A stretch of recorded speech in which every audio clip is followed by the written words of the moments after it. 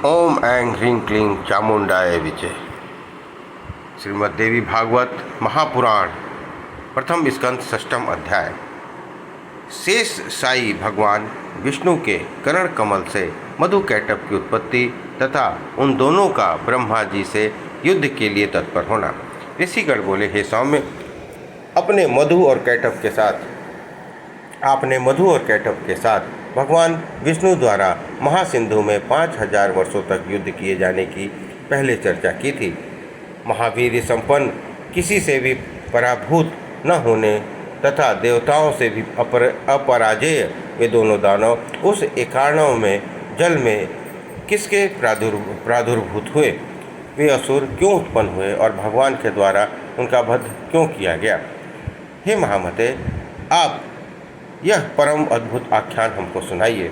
हम लोग ये कथा सुनने के इच्छुक हैं और आप अति प्रसिद्ध वक्ता हैं। हमारा और आपका यह संपर्क दैव योग से हुआ है।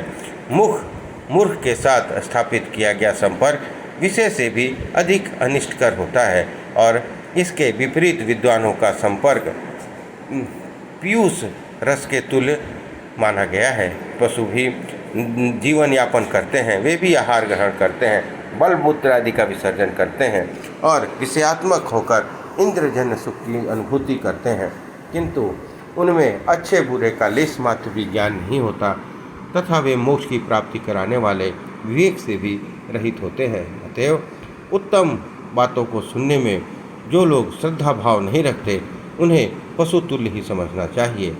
मृग आदि बहुत से पशु श्रवण सुख का अनुभव करते हैं और कान विहीन सर्प भी ध्वनि सुनकर मुग्ध हो जाते हैं। 5 जितेंद्रियों में श्रवणेन्द्रियाँ तथा दर्शनेन्द्रियाँ दोनों ही शुभ होती हैं, क्योंकि सुनने से मनुष्यों का ज्ञान प्राप्त होता है और देखने से मनोरंजन होता है। हे महाभाग, विद्वानों ने निर्धारित करके कहा है कि सात्विक, राजस और तामस भेदानुसार श्रवण 3 प्रकार का होता है। वेद शास्त्रादि का श्रवण सात्विक, साहित्य का श्रवण राजस और युद्ध संबंधी बातों एवं दूसरों की निंदा का श्रवण तामस कहा गया है। प्रज्ञावान पंडितों द्वारा सात्विक श्रवण से भी उत्तम, मध्यम, अधम ये 3 प्रकार के बताए गए हैं। उत्तम श्रवण मोक्ष की प्राप्ति कराने वाला, मध्यम श्रवण स्वर्ग देने वाला तथा अधम श्रवण भोगों की उपलब्धि कराने वाला कहा गया है। विद्वानों ने अच्छी तरह सोच समझकर ऐसा निर्धारण किया है। साहित्य भी 3 प्रकार का होता है। जिस साहित्य में स्वकीय नायिका का वर्णन हो वह उत्तम, जिस साहित्य में वेश्याओं का वर्णन हो वह मध्यम तथा जिस साहित्य में पर स्त्री वर्णन हो वह अधम साहित्य कहा गया है। शास्त्रों के परम निष्णात विद्वानों ने तामस श्रवण के 3 भेद बताए हैं।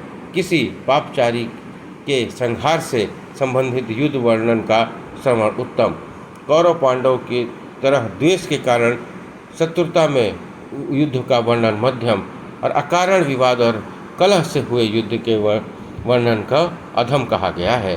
हे महामते, इनमें पुराणों के श्रवण की ही प्रधानता मानी गई है, क्योंकि इनके श्रवण से बुद्धि का विकास होता है, पुण्य प्राप्त होता है और समस्त पाप नष्ट हो जाते हैं। अतएव हे महामते, पूर्व काल में द्वैपायन ऋषि व्यास से सुनी हुई समस्त कामनाओं को सिद्ध करने वाली परम पवित्र पौराणिक कथा कहिए। सूत जी बोले, हे महाभाग, इस पृथ्वी लोक में आप लोग धन्य हैं। मैं भी धन्य हूँ, क्योंकि आप लोगों में कथा श्रवण के प्रति और मुझ में कथा वाचन के प्रति विवेक जागृत होता है। पूर्व काल में प्रलय अवस्था में जब तीनों लोग महाजल राशि में विलीन हो गए थे और देवाधिदेव भगवान विष्णु शेष शैया पर सो रहे थे, तब विष्णु के कानों की मैल से मधु कैटभ नामक 2 दानव उत्पन्न हुए और वे बड़े महाबली दैत्य उन महासागर में बढ़ने लगे। वे दोनों दैत्य क्रीड़ा करते हुए उसी सागर में इधर उधर भ्रमण करते रहे। एक बार क्रीड़ा परायण विशाल शरीर वाले उन दोनों भाइयों ने विचार किया कि बिना किसी कारण से कोई भी कार्य नहीं होता।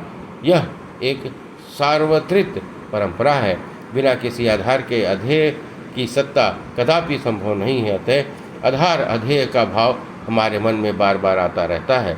अति विस्तार वाला तथा सुखद ये जल किस आधार पर स्थित है,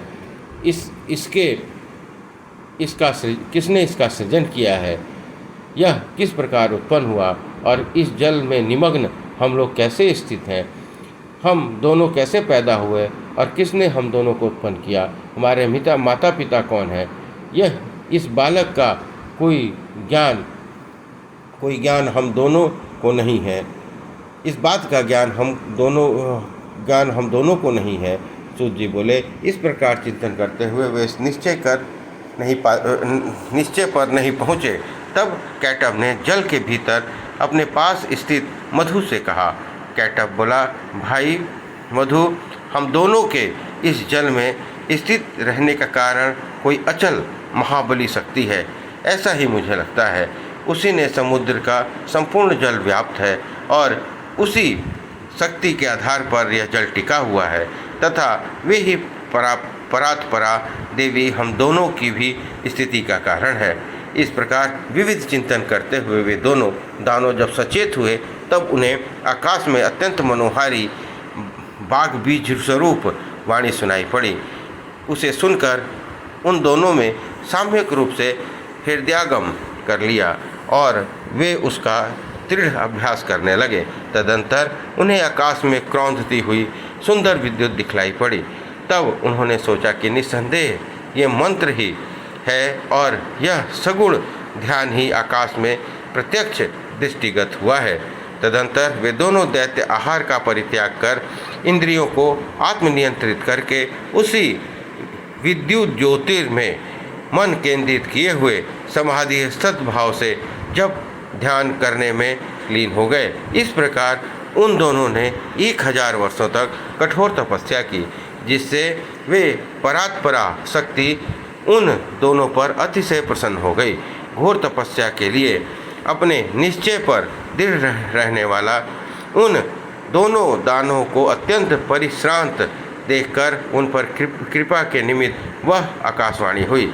हे दैत्यों, तुम दोनों की कठोर तपश्चर्या से मैं परम प्रसन्न हूँ, अतएव तुम दोनों अपना मनोवांछित वरदान मांगो, मैं अवश्य दूंगी। सूत जी बोले, तदंतर उस आकाशवाणी को सुनकर उन दोनों दानवों ने कहा, हे देवी, तुम्हारी मृत्यु हमारे इच्छा अनुसार हो। हे सुब्रते, हमें आप वही वरदान दीजिए। वाणी ने कहा, हे दैत्यों, मेरी कृपा से अब तुम दोनों अपनी इच्छा से ही मृत्यु को प्राप्त होगे। दानव और देवता कोई भी तुम दोनों भाइयों को पराजित नहीं कर सकेंगे, इसलिए इसमें संदेह नहीं है। सूत जी बोले, भगवती से ऐसा वरदान पाकर वे दोनों दैत्य मंदोन्मत्त होकर उस महासागर सूत जी बोले, भगवान से ऐसा वरदान पाकर वे दोनों दैत्य मंदोन्मत्त होकर उस महासागर में जलचर जीवों के साथ क्रीड़ा तत्पर हो गए। हे विप्रो, कुछ समय व्यतीत हो जाने पर उन दानवों ने संयोगवश जगत सृष्टा ब्रह्मा जी को कमल के आसन पर बैठे हुए देखा। उन्होंने देखा, युद्ध की लालसा से वे दोनों महाबली दैत्य प्रसन्न हो उठे। ब्रह्मा जी से बोले, हे सुव्रत, आप हम दोनों के साथ युद्ध कीजिए, अन्यथा यह पद्मासन छोड़कर आप अविलंब